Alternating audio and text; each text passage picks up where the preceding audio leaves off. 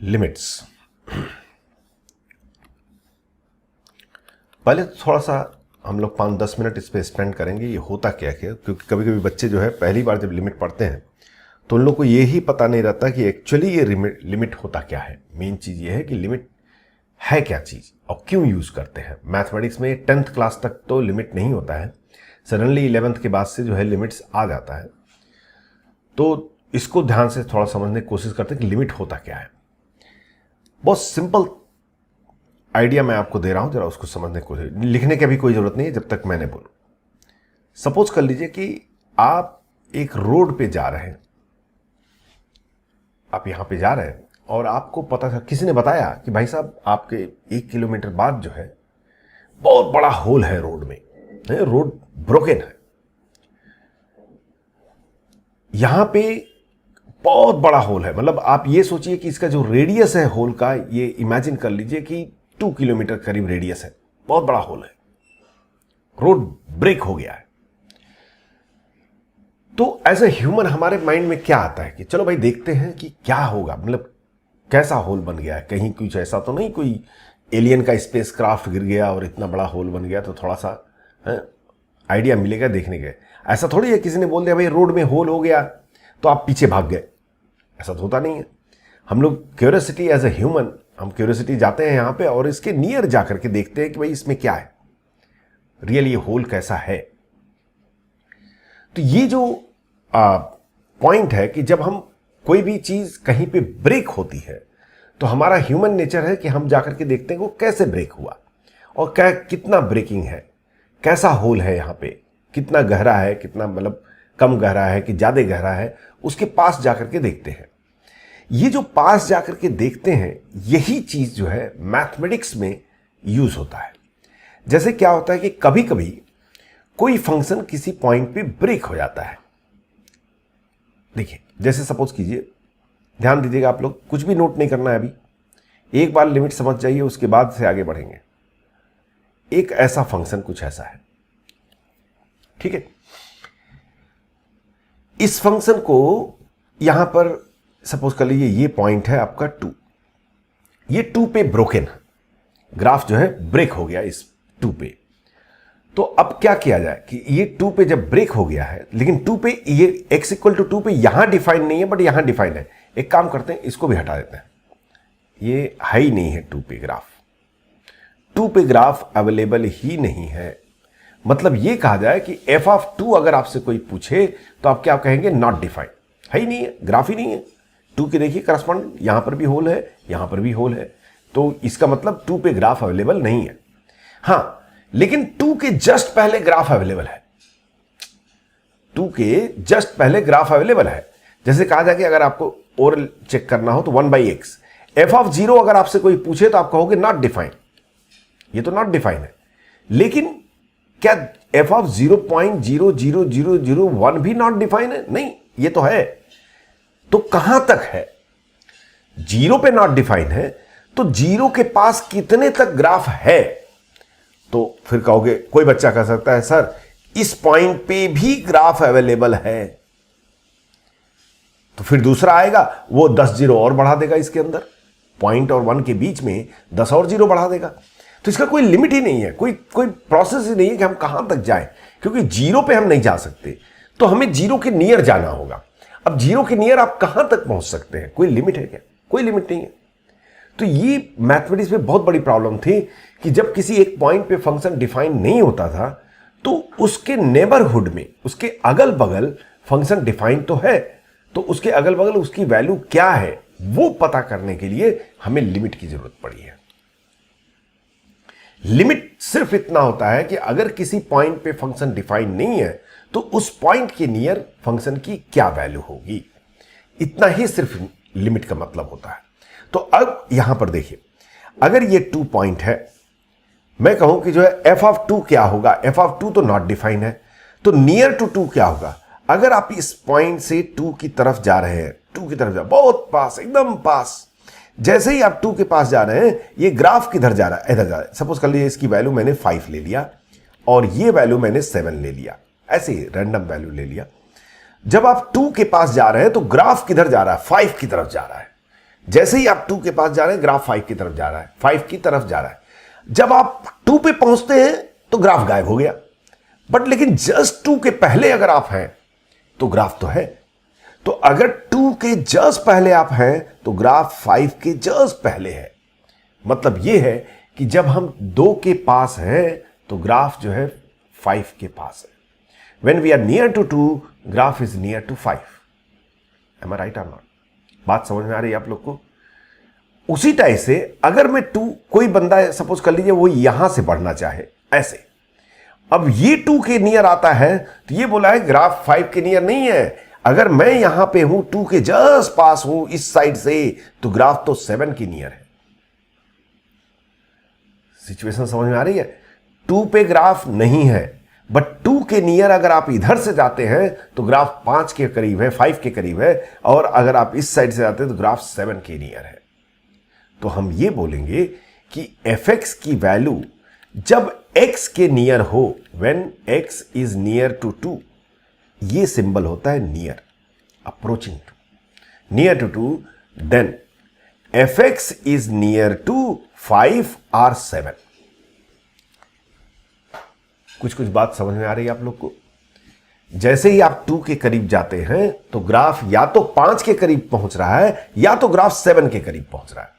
Either graph is near to 2, 5 और graph is near to 7। तो हम इसको ये बोलेंगे कि when x is near to 2, then fx is near to 5 और fx is near to 7। आप ध्यान रखिए, कहीं पर भी मैं इक्वल सिंबल यूज नहीं कर रहा हूं, क्योंकि यहां पे इक्वलिटी की बात नहीं हो रही है, यहां पे तो नियर की बात हो रही है। जब आप 2 के करीब हैं तो ग्राफ किसके करीब है, 5 के करीब है या फिर 7 के करीब है, दोनों में से कोई ये डिसाइड करेगा कि आप 2 के नियर कैसे पहुंच रहे हैं।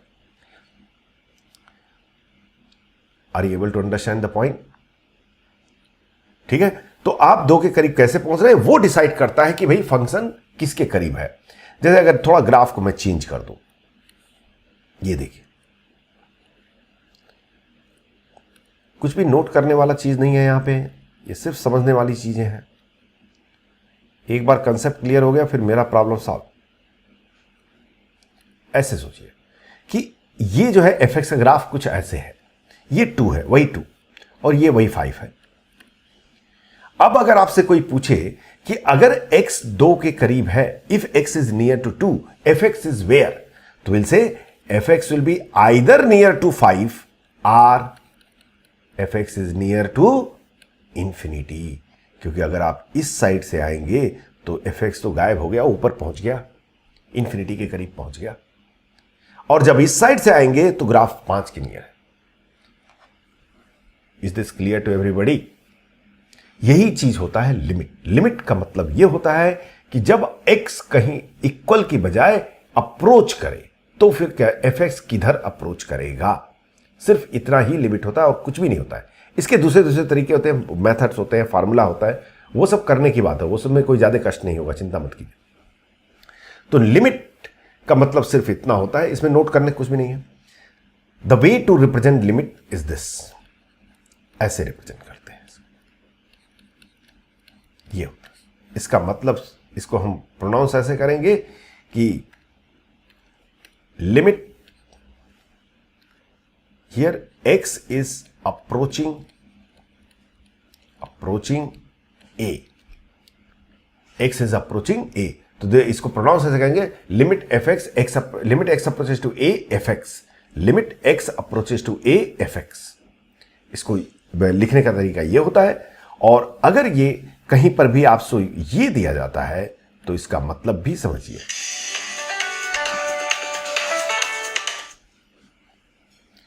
अगर कहीं पर भी ये दिया गया है तो इसका मतलब क्या होता है, ये चीज थोड़ा ध्यान दीजिए। इसका मतलब ये है कि when x is very near to a, very near to a, then fx is very near to l,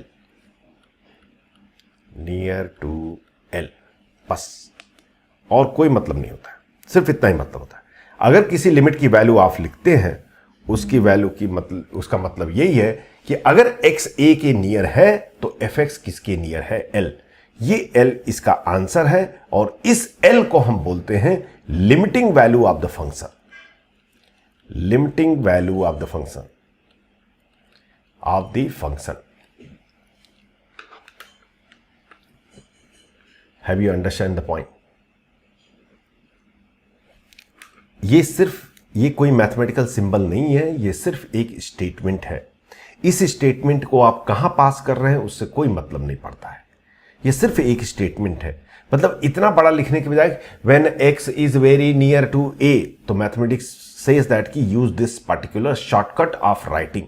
ये सिर्फ एक इंग्लिश स्टेटमेंट है कि x जो है a के बहुत पास है, उसका मतलब सिर्फ इतना ही होता है। अगर आपसे कोई कहे कि what is the value of this, मतलब आपसे ये पूछ रहा है कि when x is close to a, close to 2, then fx is close to what?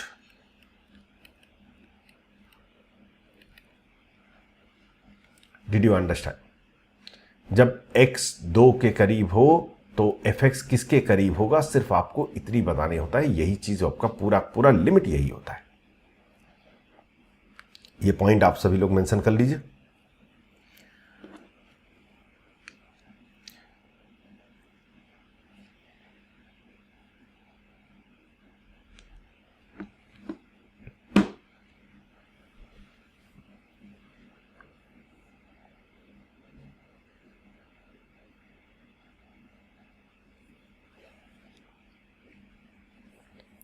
Is this clear?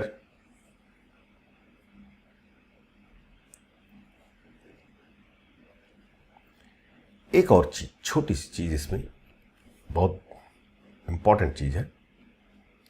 जब भी आपने x अप्रोचेस टू a लिख दिया, इसका मतलब यह होता है कि x not equal to a। कभी भी पूरी लिमिट में जब भी x अप्रोचेस टू a है, उसके कहने का मतलब है कि x a के इक्वल नहीं होगा। या तो x जस्ट बिफोर a होगा या तो x जस्ट आफ्टर a होगा। When x approaches to a, that means x is 100% not a. Either it's just before a or it's just after a. वो आगे हम पढ़ेंगे उसको, वो लेफ्ट हैंड लिमिट और राइट हैंड लिमिट में change हो जाता है, वो उसकी वो दूसरी बात हो गई। बट ये एक इक्वल नहीं होगा, इसीलिए लिमिट को यूज किया गया है। क्योंकि इक्वल के लिए तो हमारे पास फंक्शन है ही है कि भाई अगर आपसे कोई पूछे कि भाई f(2) की वैल्यू बताओ, तब तो ठीक है fx लिखेंगे और उसमें x को 2 से रिप्लेस कर देंगे। लेकिन ये दोनों चीजों में डिफरेंस समझिए। इसका मतलब यह हुआ कि x इक्वल टू 2 है, इसका मतलब हुआ कि x जो है या तो 2 के पहले है या तो 2 के बाद है। दोनों में डिफरेंस यही है। Are you getting the point? समझ में आ रही है बात आप लोग को? तो ये x जो है 2 के पहले है या 2 के बाद है, इसका मतलब सिर्फ इतना ही होता है। चलिए, अब जो है थोड़ा मैथमेटिक्स में आते हैं। ये तो इसकी लिमिट की कहानी हो गई। एक बार कंसेप्ट क्लियर हो गया तो ये टॉपिक बहुत ही सिंपल होता है। और ये टॉपिक अगर आपको आ गया तो डिफरेंशियल कैलकुलस आ गया, चाहे वो up to JEE advance level question हो, कोई प्रॉब्लम नहीं होता है। कंसेप्ट क्लियर होना चाहिए। तो पहले हम लोग छोटे छोटे क्वेश्चन करेंगे, बेसिक क्वेश्चन प्रैक्टिस करेंगे सिर्फ ग्राफ के थ्रू, और कुछ भी नहीं।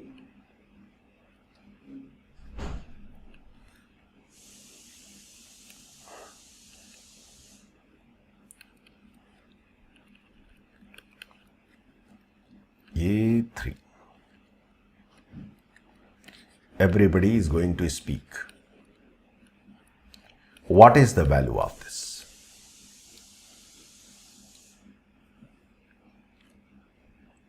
4 or 10? Yes or no? Is this clear to everybody? Either 4 will come or 10 will come. भाई अगर आप 3 की तरफ जाते हैं इस साइड से तो इसकी वैल्यू 4 आ जाएगी, इस साइड से आते हैं तो 10 आ जाएगी। साफ सी बात है। हाँ, इसको थोड़ा और इंटरेस्टिंग बना सकता है कोई। अगर मैं आपसे पूछूं 3 माइनस fx, 3 माइनस मतलब यह हो गया कि अब आप लेफ्ट साइड से जा रहे हैं, माइनस मतलब छोटा वैल्यू, 3 से छोटा, तो मैं लेफ्ट साइड है तो इसकी वैल्यू एग्जैक्टली 4 हो जाएगी। अगर आपसे कोई पूछे limit x approaches 3 plus F x, इसका मतलब आप राइट साइड से जा रहे हैं और इसकी वैल्यू 10 हो जाएगी। हां, यहीं पे अगर कोई पूछ दे बताओ एफ ऑफ 3 क्या होगा, तो ये तो वैल्यू 100% 4 होगी, क्योंकि 3 पे डिफाइन है एंड 4। कभी कभी बच्चे क्या कर लेते हैं, वो एक एजम्पशन अपने माइंड में मान लेते हैं कि जो है लिमिट तभी यूज करते हैं जब फंक्शन जो है नॉट डिफाइन हो। ऐसा कुछ भी नहीं है भाई। लिमिट का मतलब यह कि आपसे सिंपल सीधी सी बात पूछ रहा है कि जब x 3 के बराबर नियर हो तो उसकी वैल्यू क्या है। 3 पे वैल्यू है कि नहीं है उससे हमें कोई मतलब नहीं है, वैल्यू हो चाहे ना हो हमें क्या लेना देना। हम तो 3 पे जा ही नहीं रहे जब लिमिट की बात कर रहे हैं, हम तो 3 के करीब है। तो ये आंसर हो जाएगा। Is this clear to everybody? उसी टाइप से अगर सपोज कर लीजिए आपसे कोई पूछे कि ग्राफ कुछ यूं दिया है,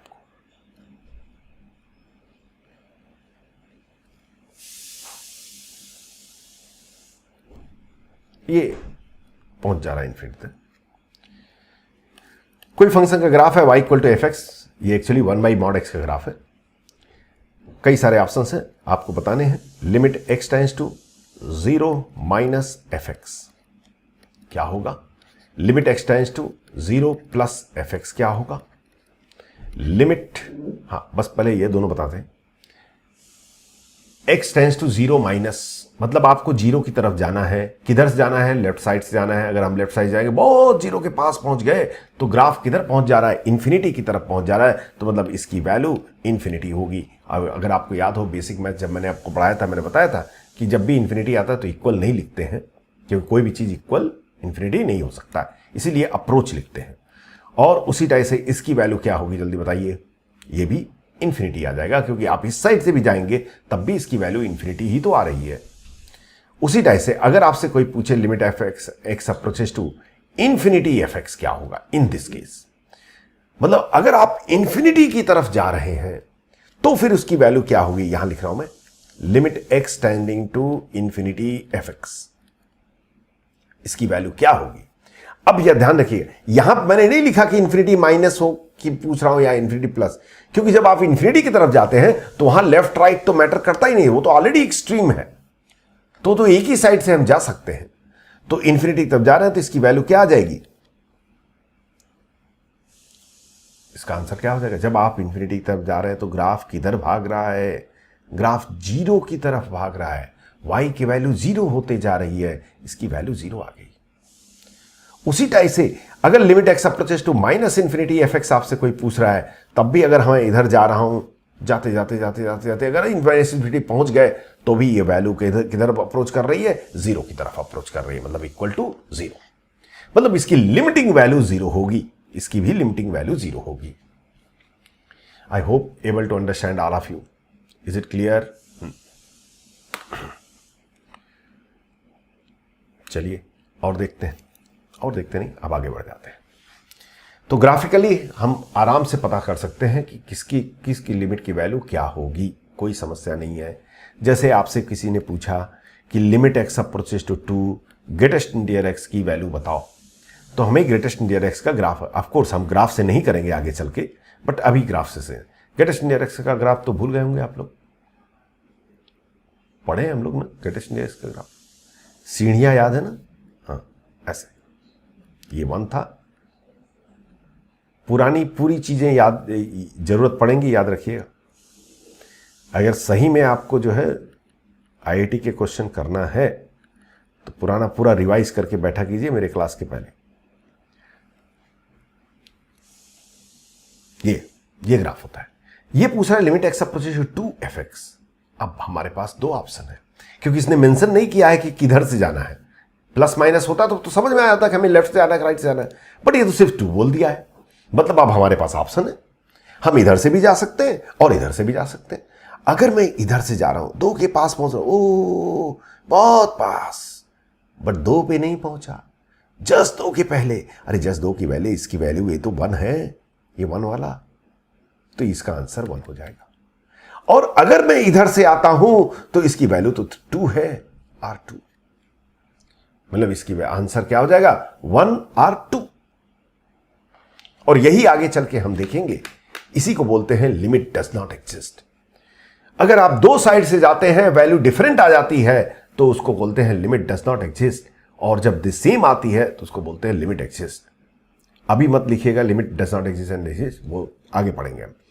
तो ये सिचुएशन होता है कि जब भी किसी लिमिट पता करना है, अगर आपको ग्राफ पता है तब तो कुछ भी नहीं करने की जरूरत है, सिंपल ग्राफ देख के ग्राफ ही बोलेगा आंसर, आपको बोलने की जरूरत नहीं पड़ेगी। बट ये भी बात हम समझते हैं कि सारे फंक्शन का ग्राफ हम नहीं बना सकते, बहुत कॉम्प्लिकेटेड हो जाएगा, बहुत टाइम कंज्यूमिंग हो जाता है, तो उसके लिए हमें मेथड चाहिए। जब तक मेथड हम नहीं सीखेंगे तब तक हम क्वेश्चन नहीं कर पाएंगे। तो वो मेथड अब शुरू करते हैं हम लोग। जब भी कोई लिमिट आपको सॉल्व करना हो, एफ एक्स ये सॉल्व करना है, सपोज करिए हमें नहीं मालूम एफ एक्स क्या है, ए क्या है, कोई किसी ने कहा कि भाई ये लिमिट आपको सॉल्व करना है, तो क्या स्टेप फॉलो करना है, जरा ध्यान दीजिएगा। पहला step, find the form of limit. थोड़ी देर के लिए लिखना बंद कीजिए और समझिए, find the form of limit. ये क्या होता है? हर लिमिट का अपना एक फॉर्म होता है। कैसे पता करेंगे फॉर्म क्या है? एक्स जिधर अप्रोच कर रहा है, हमें तो मालूम है एक्स ए की तरफ अप्रोच करना, मतलब एक्स ए के इक्वल नहीं है, लेकिन आप उसको जबरदस्ती वो एक्स वैल्यू यहां पे पुट कर दीजिए। एक्स किधर अप्रोच कर रहा है? ए की तरफ। इस ए को उठा करके फंक्शन के अंदर पुट कर दीजिए। जो भी वैल्यू आती है वही इसका फॉर्म है। ये ग्रेटेशन ये सिंबल नहीं है, ब्रैकेट सिंबल है। बात समझ आई? तो इसका फॉर्म क्या होगा? F of A. जैसे अगर आपसे कोई पूछे limit x approaches to 0 E power X minus 1 by x, इसका फॉर्म बताओ, तो क्या करेंगे? 0 उठा के पुट कर देंगे। जब आप 0 पुट करेंगे तो ई पावर 0 आएगा, 1 1 माइनस 1 0 डिवाइड बाई 0, तो इसका फॉर्म हो गया 0 बाई 0। इसका फॉर्म 0 बाई 0 हो गया। उसी टाइप से अगर कोई पूछे कि बताओ भाई इसका फॉर्म क्या है, x approaches 0 x power sine x, 0 उठा के पुट कर देंगे, इसका फॉर्म आ गया 0 power 0। Are you able to understand? तो फॉर्म क्या होता है? जिधर एक्स अप्रोच कर रहा है वो वैल्यू को उठा करके फंक्शन के अंदर पुट करते हैं, जो भी हमारे पास आता है वही हमारा फॉर्म होता है। तो पहला स्टेप यह है कि आप इसको फॉर्म पता कीजिए। जैसे ही फॉर्म पता किया आपने, पॉसिबिलिटी होती शुरू हो जाएगी।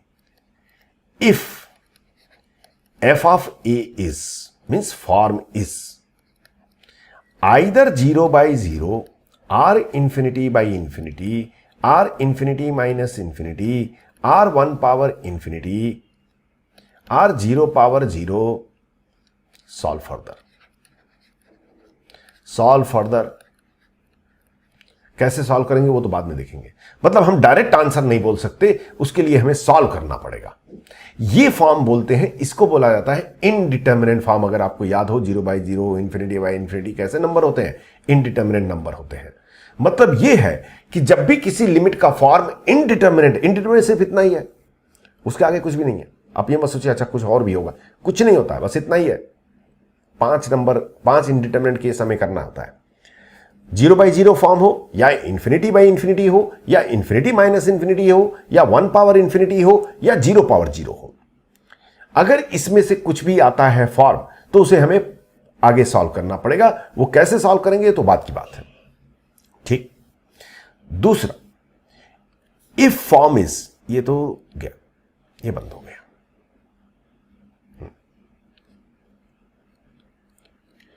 If F of A is मतलब form is k by 0 where k not equal to 0, where k not equal to 0। क्यों नॉट इक्वल टू 0? अरे भाई k अगर 0 होगा तो ये वाला फॉर्म हो गया ना। अगर k नॉट इक्वल टू 0 है तो डायरेक्ट आंसर बोलिए इसका, या तो आंसर प्लस माइनस इंफिनिटी होगा। आइदर प्लस इंफिनिटी होगा या माइनस इंफिनिटी होगा, डिपेंड करता है साइन ऑफ k पे, डिपेंड करता है साइन ऑफ k। k का साइन क्या है, पॉजिटिव है कि नेगेटिव है, उसके अनुसार से प्लस माइनस। मतलब इसका आंसर 100% इनफाइनाइट होगा अगर किसी भी लिमिट का फॉर्म k बाई 0 आता है तो। ठीक। ओके, नेक्स्ट, अगर सपोज कर लीजिए किसी भी लिमिट का फॉर्म, इसका form if F of A is के बाई इनफाइनाइट, वहां पे के फाइनाइट होना चाहिए। क्यों के फाइनाइट होना चाहिए? अगर के भी इनफाइनाइट है तो ये वाला फॉर्म हो जाएगा, तो इसका आंसर भी डायरेक्ट आंसर आता है, आंसर 0 हो जाता है। ये सारा मैं एक्सप्लेन करूंगा, डरिए मत। और एल्स मतलब इसमें से कुछ भी अगर मैच नहीं करता है तो आंसर ये फॉर्म इटसेल्फ हो जाता है। बस पूरी लिमिट यही है। पूरी लिमिट इसी में से कोई एक कोई एक केस रहता है, उस केस को आइडेंटिफाई करना है और आपको सॉल्व करना है। नोट कीजिए फटाफट। सपोज कर लीजिए कि आपसे क्वेश्चन पूछा जाता है कि limit x tending to 0 sine 5x by X, ये बताओ। तो पहला काम क्या करेंगे कि x को पहले इसका फॉर्म, हमेशा लिमिट का एक सिंपल स्ट्रेट फॉरवर्ड रूल बना कर रखिए अपनी जिंदगी में। जब भी लिमिट आता है उठाइए इसको, यहां पुट कर लीजिए और फॉर्म फटाक से चेक करके ब्रैकेट में लिख लीजिए, प्रॉपर हैबिट। तो ये हो गया आपका 0/0 फॉर्म। क्यों? क्योंकि 0 पुट करेंगे, sine 5 into 0 sine 0 divide by 0/0। ये 0/0 फॉर्म है, मतलब ये वाला केस मैच कर रहा है, मतलब इसको सॉल्व करना पड़ेगा, डायरेक्ट आंसर नहीं बोल सकते, तो इसको छोड़ दीजिए। अब कैसे सॉल्व करेंगे तो आगे बात की बात है, मतलब इसे अभी आंसर इसका हम नहीं बता सकते। अगर सपोज कर लीजिए आपसे कोई क्वेश्चन पूछता है cos x divided by x square, अब इसका फॉर्म चेक कीजिए। 0 पुट किया, cos 0 कितना होता है 1, और ये क्या होता है 0, तो ये हो गया 1/0 फॉर्म। 1/0 फॉर्म, हम इसका तुरंत आंसर बोलेंगे कि इसका आंसर हो गया इंफिनिटी। क्यों? क्योंकि ये k/0 फॉर्म है। अब कुछ लोगों को ये डाउट आ सकता है, सर आप प्लस इंफिनिटी ही क्यों बोल रहे, माइनस इंफिनिटी भी तो बोल सकते हैं। हाँ बोल सकते हैं, लेकिन जब x 0 की नियर है तो cos x तो पॉजिटिव क्वांटिटी है ना, और ये तो ऑलरेडी पॉजिटिव है, तो पॉजिटिव क्वांटिटी कैसे माइनस इंफिनिटी कैसे लिख सकते हैं? तो प्लस इंफिनिटी ही होगा, क्योंकि ये क्वांटिटी पॉजिटिव है। Are you able to understand what I am saying? तो इसका मतलब ये हो गया कि इसका आंसर इंफिनिटी। यहां से कुछ बच्चे थोड़ा एक अननेसेसरी थिंग डेवलप कर लेते हैं, मिसकंसेप्शन, वो दूर कीजिए। मैं 1/0 को इंफिनिटी नहीं बोल रहा हूं। आई एम नॉट सेइंग कि 1/0 equal to infinity. What I am saying कि जब भी किसी लिमिट का फॉर्म 1/0 हो तो उसका आंसर इंफिनिटी आता है। 1/0 इंफिनिटी नहीं होता है, 1/0 तो नॉट डिफाइन है। कहीं पर भी आप ब्रैकेट में लिख लीजिएगा 1/0 is not infinity, 1/0 is not define. By chance आप 2 महीने बाद नोट्स रिवाइज कर रहे हैं तो रट्टा मार लिए 1/0 इक्वल टू इंफिनिटी। 1/0 इंफिनिटी नहीं होता है। When the form of limit is 1/0 then answer will be either plus infinity or minus infinity, मतलब इसका आंसर होगा प्लस इंफिनिटी। उसी टाइप से अगर आपसे कोई क्वेश्चन पूछता है कि भाई बताओ लिमिट x टेंडिंग टू 0, नहीं 0 नहीं, बहुत 0 ले लिया, limit x tending to infinity, limit x tending to infinity x 2 by e power x। Think very carefully. जब x इंफिनिटी की तरफ अप्रोच करेगा, e पावर x का ग्राफ याद है आपको? e पावर x का ग्राफ ऐसे होता था। जब x इंफिनिटी की तरफ अप्रोच करेगा तो e पावर x किधर अप्रोच करेगा? इंफिनिटी की तरफ। मतलब जब ये x इंफिनिटी की तरफ जा रहा है तो ये वैल्यू किधर जा रही है? इंफिनिटी की तरफ जा रही है। मतलब ये फॉर्म आ रहा है 2 बाई इंफिनिटी, मतलब finite by infinite, and finite by infinite का आंसर 0 होता है, सीधे 0 लिखेंगे। Did you understand what I said? तो इसका आंसर सीधे जो है 0 हो जाएगा, कोई समस्या नहीं है। उसी टाइप से अगर आपसे कोई ये पूछ देता है कि भाई बताओ इसका आंसर क्या होगा, limit x tending to 0 1 plus cos x divided by 2 minus x sine x, ऐसे कुछ, मतलब ऐसे ही डमी। तो पहले फॉर्म चेक करते हैं। 0 पुट किया तो ये cos 0 1 होता है, तो 2 डिवाइडेड बाई 2, अरे ये तो 0 हो जाएगा ना, 2 डिवाइडेड बाई 2 फॉर्म। ये कौन सा है? इनमें से कोई नहीं है भाई, ये एल्स फॉर्म है, मतलब यही आंसर, इसका आंसर 1। Have you understand? इसका आंसर डायरेक्टली 1 बोलेंगे, क्योंकि ये कोई भी ना ही इंडिटरमिनेट फॉर्म मैच कर रहा है, ना ही नॉट डिफाइन वाला, ना ही k बाई इंफिनिटी वाला। 3 ही तो फॉर्म होते हैं जिसमें थोड़ा ब्रेन लगाना है। चौथे फॉर्म में डायरेक्टली आंसर लिखना है हमें हमेशा।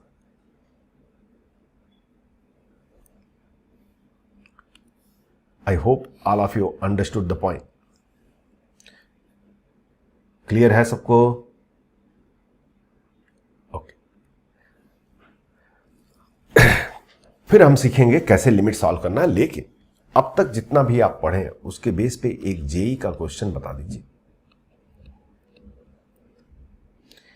If you understood you should tell the answer immediately.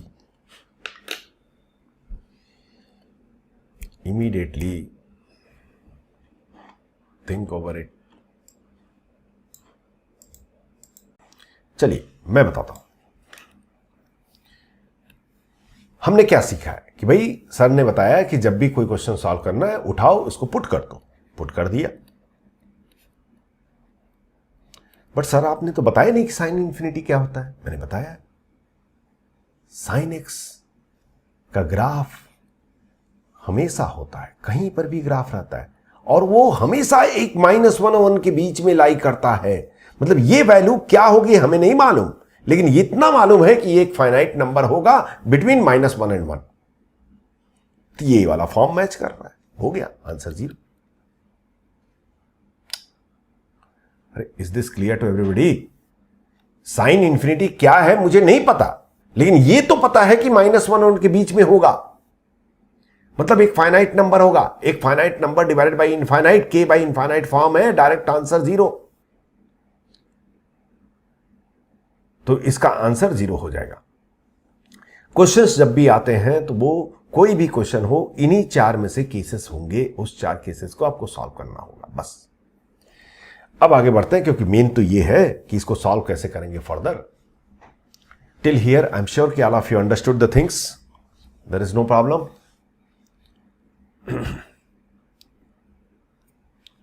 Let's go ahead and learn how to solve the limit.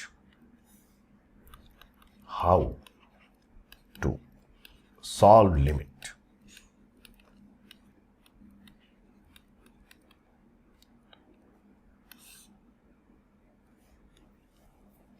Actually, when we have to solve limit, if I ask you, suppose I'm asking you how to solve limit, तो first question arise कि भाई when we have to solve only one case. Which case? ये वाला, this. सिर्फ इसी case में हमें solve करना है, और किसी केस में क्वेश्चन लिमिट को सॉल्व नहीं करना होता है, क्योंकि इसके लिए भी डायरेक्ट आंसर है, इसके लिए भी डायरेक्ट आंसर है, एल्स के लिए भी डायरेक्ट आंसर है। इसी केस में सॉल्व करना है। तो इस केस के लिए हम कुछ रूल बना लेते हैं, और रूल सिंपल ये है, always try to cancel the term, cancel the term which is creating indeterminate form.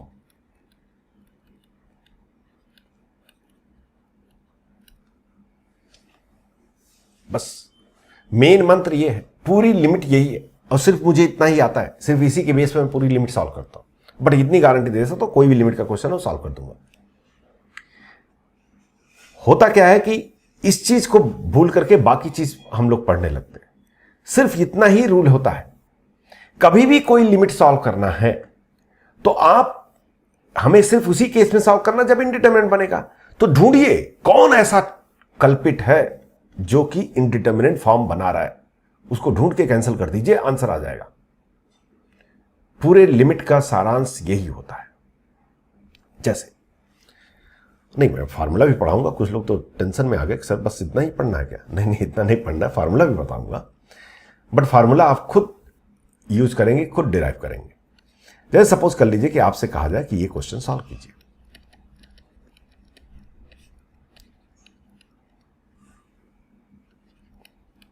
This question, पहली बात तो ये कि हमें इसका फॉर्म चेक करना पड़ेगा, कर लेते हैं। 2 अगर पुट करेंगे तो 4 माइनस दिस ये हो जाएगा 10 हो जाएगा, 4 plus 6 10, 10 minus 10 0, divided by 4 plus 2 6 minus 6 0, 0/0 form आ गया भाई। डायरेक्ट आंसर तो बोल नहीं सकते। अब डायरेक्ट आंसर नहीं बोल सकते तो पहले तो हम ये चेक करेंगे कि भाई अब ये इंडिटरमिनेंट फॉर्म है तो कोई है कल्पित जो कि ये इंडिटरमिनेंट बना रहा है, उसे ढूंढना है, उसको हटा देना है, बस इतनी सा काम करना है। चलिए ढूंढते हैं। ढूंढने के लिए ये अभी छुप के बैठे हुए हैं, this is inside this, can we factorise it? Yes, x minus 2 x minus 3 divided by x minus 2 x minus 1। I am sure कि all of you able to understand. Is it clear? Till this point is clear to everybody? सबको समझ में आ रहा है यहां तक? अब आगे बढ़िए। मैं इसको कैंसिल करने जा रहा हूं। मैं कभी कभी गलतियां भी करता हूं, जरा ध्यान दीजिएगा। ये दोनों कैंसिल हो गए, ये इक्वल हो गया x minus 3 by x minus 1। क्या मैं ये स्टेप कर सकता हूं? I am asking to you people, मैं आपसे पूछ रहा हूं, क्या ये सही है? क्या हम कभी भी किसी को कैंसिल कर सकते? एक छोटा सा oral question, x by x equal to 1, is it true? Is it true?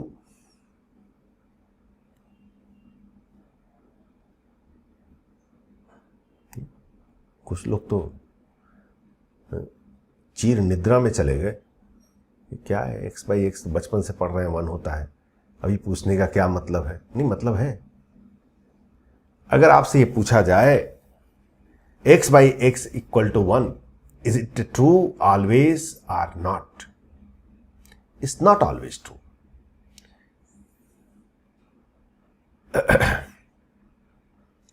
X is a variable, of course. X is not constant. X एक वेरिएबल है। क्या हम इसे कैंसिल करके 1 लिख सकते? नहीं। कैसे लिख सकते भाई? ऐसे कैसे लिख सकते हैं कि कैंसिल करके? ऐसे कैंसिल करने लगे तो पता नहीं कितने सॉल्यूशन जो है चेंज हो जाएंगे। अगर आपसे मैंने पिछली क्लास में भी बताया था, कई बार बताया हूं कि x square equal to x है, तो क्या मैं इसको एक्स को कैंसिल करके इसका सॉल्यूशन 1 लिख सकता हूं? नहीं। अगर इसका आपने 1 लिख दिया तो इसका मतलब इस क्वाड्रेटिक इक्वेशन का सिर्फ एक ही रूट हुआ, जो कि पॉसिबल नहीं है, तो आपने कैंसिल कर दिया। हम कैंसिल उसी क्वांटिटी को कर सकते हैं जो कि 0 ना हो। मतलब ये ऑलवेज ट्रू नहीं है। ये ट्रू कब है? जब x 0 के इक्वल ना हो। तो क्या यहां कैंसिल कर सकता हूं? Am I right this step from here to here? Can I write like this?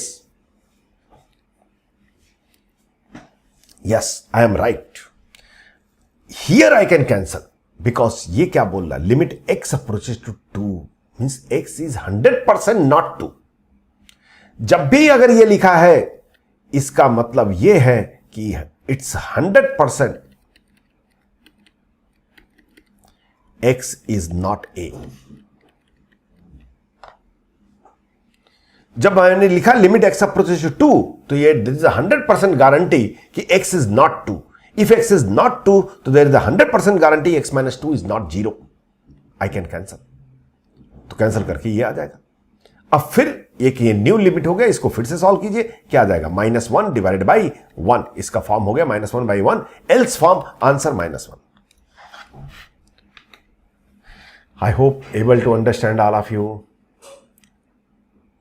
कभी भी लिमिट सॉल्व करना हो, हमेशा उसको ढूंढिए जो इंडिटरमिनेंट फॉर्म बना रहा है, और फिर मैथमेटिक्स के दूसरे ब्रांच को अप्लाई कीजिए उसको ढूंढने के लिए। जैसे ही मिल जाए उसे कैंसिल कर दीजिए, क्योंकि वो तो 0 होगा नहीं। जैसे ही आप कैंसिल करेंगे, फिर से अगर आ रहा है तो फिर से कैंसिल कीजिए, और जब तक कि पूरी तरह कैंसिल ना हो जाए, और जैसे ही वो कैंसिल हो जाएगा, जो भी फाइनल आएगा वही आपका आंसर होगा। एल्स फॉर्म ऑटोमेटिकली आ जाएगा, या फिर k/0 फॉर्म आ जाएगा, या फिर k/∞ फॉर्म आ जाएगा। कोई एक तो आएगा और आंसर आ जाएगा। लिमिट सॉल्व करने के सिर्फ यही प्रोसीजर होता है, लेकिन ये इतना आसान भी नहीं है। जैसे सपोज कर लीजिए कि आपसे क्वेश्चन पूछा जाए limit x approaches to 1,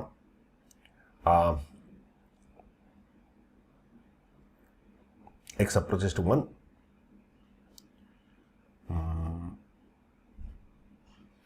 x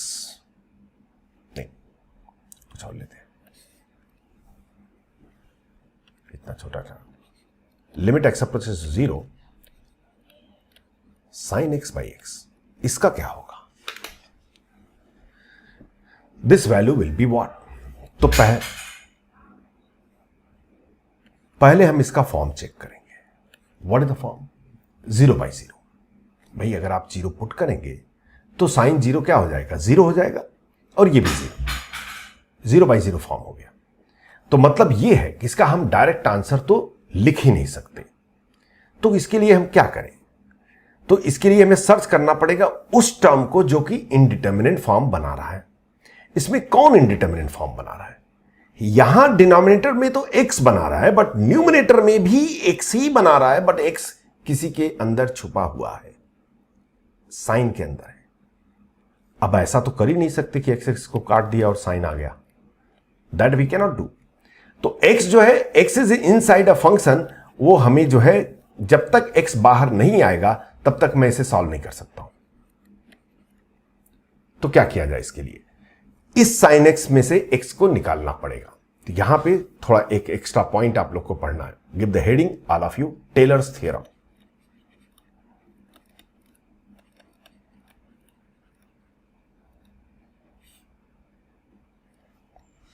give the heading all of you, Taylor's theorem.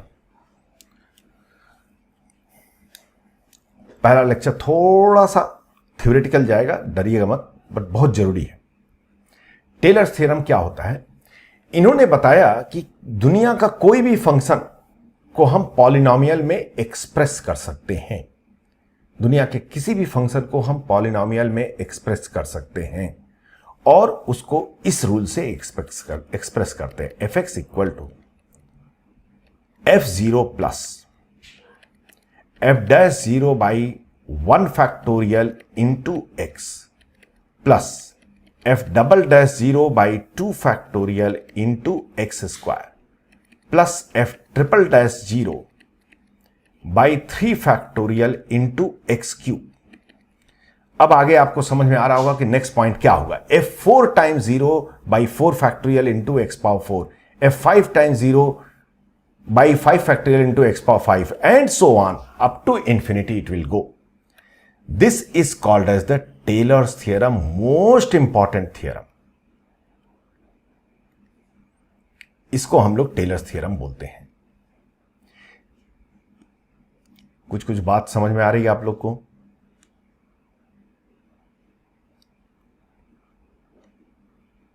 ये टेलर्स थ्योरम करता क्या है? किसी भी फंक्शन को पॉलिनोमियल में एक्सप्रेस करता है। अगर वो रियली पॉलिनोमियल है तो नंबर ऑफ टर्म्स फाइनाइट आएंगे, अगर वो पॉलिनोमियल नहीं है तो नंबर ऑफ टर्म्स इनफाइनाइट आएंगे। बट वो कर देगा, ये आपको जो है इसको सीरीज में चेंज कर देगा। जैसे सपोज कर लीजिए किसी ने आपसे पूछा कि बताओ भाई x प्लस 1 पावर 3 को एक्सपेंड कर सकते क्या? थोड़ी देर के लिए हम लोग भूल जाते हैं कि हमारे पास a plus b whole cube का फॉर्मूला है। हमने इसको कर लिए, ठीक है करना है तो कर लेंगे, इसको fx एज्यूम कर लेते हैं, ये fx हो गया।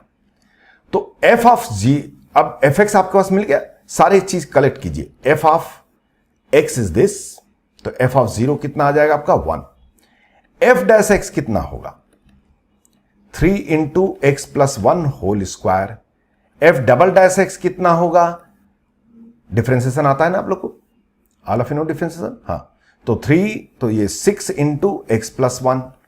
f ट्रिपल डैश क्या होगा 6, and f4 time dash x क्या होगा 0। तो इसके आगे करने की कोई जरूरत नहीं क्योंकि आगे सब 0 होते जाएंगे। तो f0 हमारे पास 1 आ गया, f डैश 0 हमारे पास 3 आ गया, f डबल डैश 0 हमारे पास 6 आ गया, f ट्रिपल डैश 0 भी हमारे पास 6 आ गया। अब इसमें फॉर्मूला अप्लाई कर दीजिए, ऑटोमेटिकली आपके पास आंसर आएगा। तो fx इक्वल टू मतलब x plus 1 whole cube is equal to f0 that is 1 plus f dash 0 3 है, 3 बाई 1 फैक्टोरियल 1 होता है into x 3x plus f double dash 0 6 by 2 factorial 2 होता है 6 बाई 2 3 हो जाएगा 3x square plus f triple dash 0, that is 6 by 3 factorial, that is again 6, that will be again this portion 1 and x cube, and plus all other terms 0, because f4 times 0 is the 0, so every term is 0. This much will be the expansion. ये आपका expansion हो गया. किसी भी series को अगर आपको expand करना है तो you have to use the Taylor's theorem. इसी से आपका बाइनोमियल, अगर आपको याद हो binomial theorem, x plus a power n, x plus a power n भी इसी से डिराइव हो जाता है, इसी से डिराइव होता है एक्चुअली. आप उसको जो है डिफरेंशिएट करके इसे फॉर्म में पैटर्न में आपके पास आ जाएगा. तो बाइनोमियल भी एक्सपेंसिव आता है. लॉग का सीरीज, ई पावर x का सीरीज, कभी भी x को बाहर अगर आपको निकालना हो, कहीं से किसी भी फंक्शन से x को बाहर निकालना हो, तो हम इस कंसेप्ट को यूज करते हैं. Write down this point, everybody.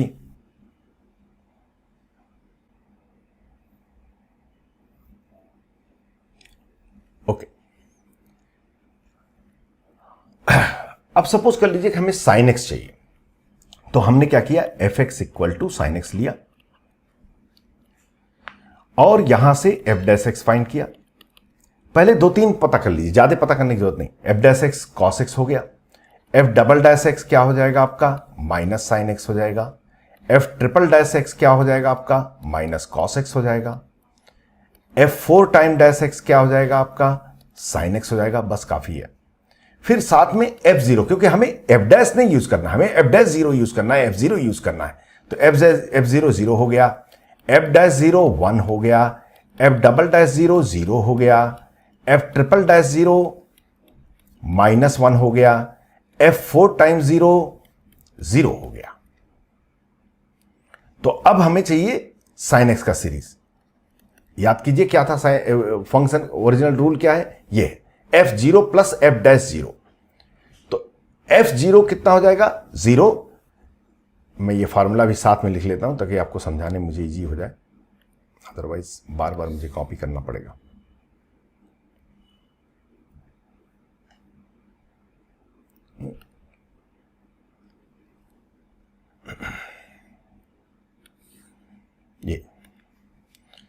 ये f0 0 हो गया, प्लस f डैश 0 1 है, तो 1 by 1 factorial 1 x, plus f double dash 0, वो तो 0 है, छोड़ दीजिए इसको.